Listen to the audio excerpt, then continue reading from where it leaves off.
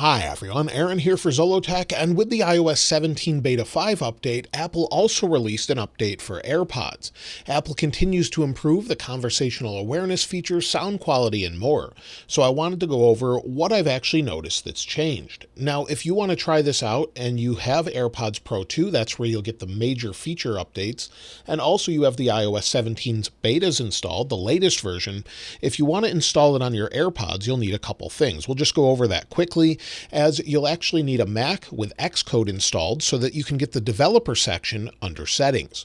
Once you've actually plugged in with Xcode to your computer, developer will show up, and under developer, scroll to the bottom, and you'll see pre-release beta firmware. Under pre-release beta firmware, you can see all of your different AirPods, and then you can enable it.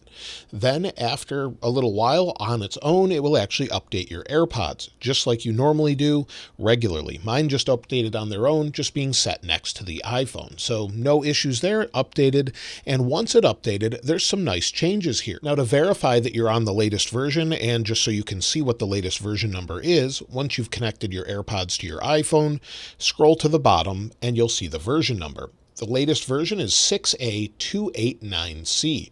I misspoke in a different video where I actually had 6A5289c, but actually it's 6A289c, and they updated on their own, like I said.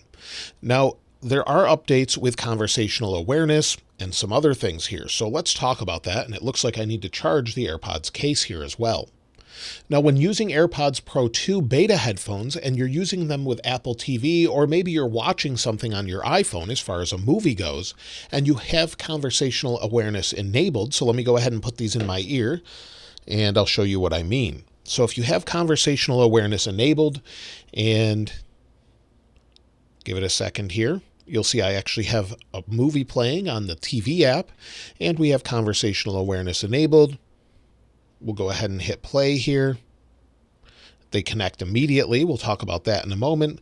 But you'll see automatically it paused because I'm speaking. Because I have conversational awareness turned on, when I'm speaking, it will actually pause. And you'll see it says noise control transparency. If I stop speaking, it will actually switch back. So if I pause for a moment, then hit play, you'll see it switched back to noise control, and then as I speak, it switches back to transparency. So you can see that where it paused on its own while I was actually playing a movie. When I stop speaking, it will actually continue on the Apple TV, but it doesn't continue on its own on the iPhone. But that's a nice little updated feature where as you're speaking with conversational awareness enabled, it will just auto switch on and off. So that's really nice as far as that goes. When it comes to the new features with personalized audio and things like that, we'll go down here, you'll see transparency and adaptive. When you have adaptive enabled, it works really well. And you'll see because I don't have both AirPods in, it doesn't let me enable it, but it seems to be improved. It recognizes conversations better. And also with the conversational awareness options, it seems to recognize that better as well and allow for transparency. It seems to be much better in Beta 3 than with Beta 2. Now also under audio, if we're using personalized volume, this seems to be better as well, where it adjusts the volume of media in response to your environment. And also all of the new functions seem to be functioning as you would expect. It seemed to be a little bit buggy for me before. Now it's very seamless. Also, mute and unmute seem to work pretty well. If you're on a call, you have the option to press once or twice to actually mute or unmute. That seems to work pretty seamlessly. No issues there whatsoever. And that will work on other AirPods as well. So if you don't have AirPods Pro 2, that feature is enabled on things such as AirPods Max and others. Also, overall connectivity seems to be better, where I haven't had them drop off, whether I'm using them on the Mac or my iPhone or switching between the two. So if I connect them and then disconnect them, they seem to be very, very fast this time. So if I put them back in the case here, close it, you'll see it disappears, goes away. If I open it back up, usually it seems to be pretty quick. It's almost instant at this point. And the same is true when you're switching from one device to another. So again, if I bring in my iPad and maybe place one of these in my ear, you'll see how quickly it connects, although it's giving me some odd readings there for the case. If maybe I play some music quickly, we'll just play.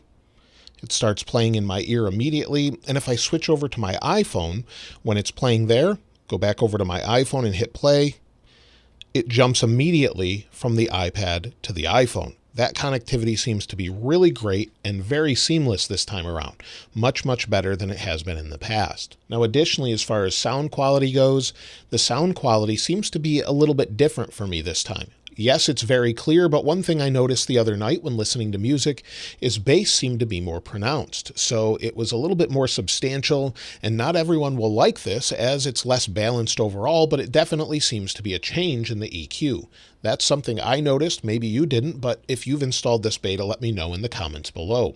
And if you're wondering if you should install the AirPods Beta, well, if you're on iOS 17 Public Beta 3 or iOS 17 Beta 5, and you have AirPods Pro and access to a Mac, I would definitely try it out as it seems to be much better.